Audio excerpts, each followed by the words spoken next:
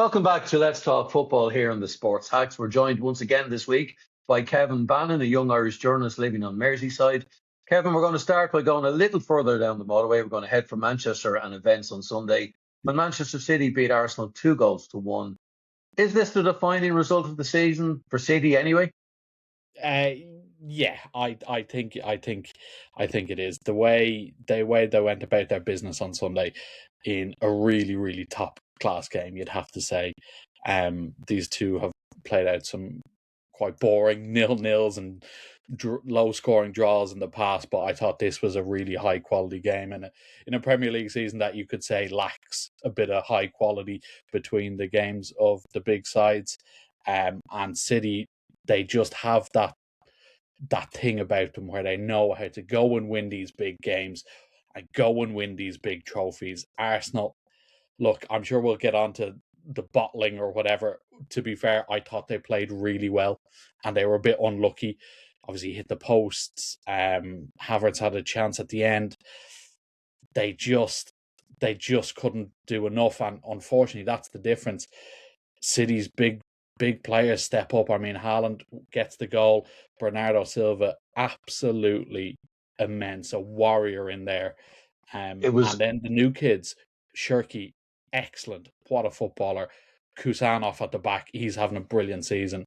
And they, like I said, they just find a way to win these games.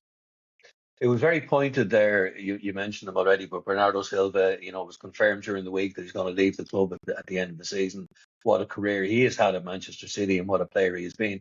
But at the very end of the match, when they were celebrating in front of their own fans, Guardiola made a pointed reference to the fans to say, let's celebrate this guy. Let's congratulate him on the game that he had played. He was immense. Just so good, and when you think about Bernardo Silva, when he was signed off that really good, exciting young Monaco team back, I think it was 17, 18, he was signed as this sort of silky number 10, nearly a Ryan Shirky type, you could argue, and what he's moulded and turned into, an absolute workhorse, a phenomenal footballer, always has been, always willing to do those donkey work, the dirty challenges, all the running, epitomised by that chase down of Havertz, you'd have to say, in the second half when it looked like he was through on goal. And as you said, leaving in the summer, he announced it this week. He, to me, will be a bigger loss to City as Kevin De Bruyne was, as Vincent Kompany was, David Silva, you could argue. For me, he's in that class of Manchester City footballers.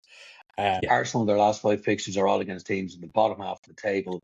We'll talk in a second. I know you've identified 2 games where you think City may have an issue. I think City know that they nearly have this in the bag. You could tell at full time the way they were sort of not swaggering about, but Haaland's little wink to the camera, Pep's reaction. It's in their hands now, and they've been in this position so many times that you have to feel like they'll get it done.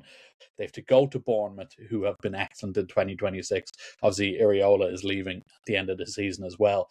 And then they've Villa at home on the last day. But Villa could be fresh off a Europa League final appearance during that midweek. They might have their Champions League spot already secured, so they could be on the beach, as they say. Maybe Brentford at home. Brentford are tricky, but Brentford haven't been as good away from home as they have been in their place. But to me, that Bournemouth away game in particular, and if they Bournemouth can come through that. Yeah, Bournemouth haven't feared anybody this season, have they? They've got big results. Yeah, no, they've been excellent. It's testament to what Areola has done there. So I think that'll be the trickiest. Whereas Arsenal, you're looking at Arsenal fixtures. Obviously, they have to contend with the 2 semi-finals. For Arsenal, you touched on it. They hit the woodwork twice. Havertz maybe should have scored towards the end. Is there any crumbs of comfort for them? Yes, I think so, because I think they played really well. I do. I honestly think they played really well. If you compare that performance against City to the performance in the League Cup final, they're completely different. I thought they were timid. They didn't show any sort of belief about themselves at Wembley, whereas yesterday they were hunting City down. Look at the goal, for instance. They seemed confident in their play. And I think they can take from that. I mean, look, they have lost 4 games in a row domestically. They were across 3 different competitions, the League Cup, the FA Cup, and the Premier League. They obviously had that win against Sporting, the narrow 1-0 win on aggregate. I don't think they were great in either of those games, but I thought they were really good yesterday. And I think you have to, if you're Arsenal, you have to take the positives. And look, is there an argument that you could say, to maybe alluded to another sport and Rory McIlroy, the bottle job has already happened. They've nothing else really to lose. So they're free of this burden that's been in the background this whole time. Kind of like Rory, the nightmare of the double bogey last year at the first hole has already happened. All you can do now is bounce back. That pressure. How many people expect Arsenal to go and win the league now? If you're to ask your judging by the pundits, very, very few. Does that help them? Except for Arteta. I mean, look, I think Arteta is of a particular taste. That's not necessarily to my taste. I don't know if I can believe a lot of the stuff that he spews in his press conferences. Lighting the fire at the training ground was the latest story this week. There was that whole thing with the pickpockets a few years ago. But if he can motivate this group of players, if they can relate, if they can respond, they just have to take the positives from this game, because if they don't, they'll just collapse even further, and it'll be even more of a disaster. And I think the fact that they played well, like you said, that Havertz chance at the end is a great opportunity. He's a bit unlucky because it comes at him quickly, but he's in the right place at the right time. And like you said, they hit the post. You could argue Havertz probably should have scored the one earlier in the second half that Donnarumma saves. And then you're thinking, well, that's why they signed Gyökeres. Gyökeres comes off the bench, literally doesn't. I don't think he touches the ball once, which again is an indictment. But performance-wise, going back to the original point, they can't take confidence, because I thought they did play really well. And going into the next game, I mean, they're playing Newcastle next, who are an absolute free fall. And I'd be surprised if Eddie Howe is there next year. They have to believe they can win that. Finally, Kevin, Spurs. Obviously, big games coming up. But I mean, Forest win 4-1 at home to Burnley. Spurs draw 2-2 at home to Brighton. They're still in the bottom 3. Yeah. They say they're too good to go down. Not looking like that at the minute.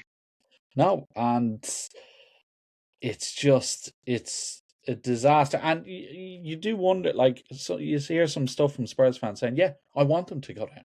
Now, whether they believe that or not, but they see it as sort of just payment for what's been going on at the club behind the scenes. And again, I talk about identifying fixtures for City. There's 3 I've picked out from their remaining 5 games here. They've Wolves away at the weekend. They've Everton at home. And they've Leeds at home in the last 5. I think they need a minimum of 7 points out of those 9 if they've any chance. They need to win on Saturday against Wolves away. I think it's that simple. I think they'll have left themselves with too much to do. Your captain is out for the season. Okay, he hasn't been great, but he's still your captain. You have to win on Saturday. And I can't remember exactly what the clause in the De Zerbi contract is, but I'd imagine he's written in, if they go down, he's gone. I'd say at least 75% of that squad is the exact same. Whereas if they go down, they're gone. Yeah. And yeah, it's getting late early here for Spurs, and 3 points is a must away to Wolves. Just look at where Leicester are at the moment. Just because you're a big Premier League club, you get relegated, you do have the parachute payments, etc., but it doesn't guarantee anything whatsoever. That's football.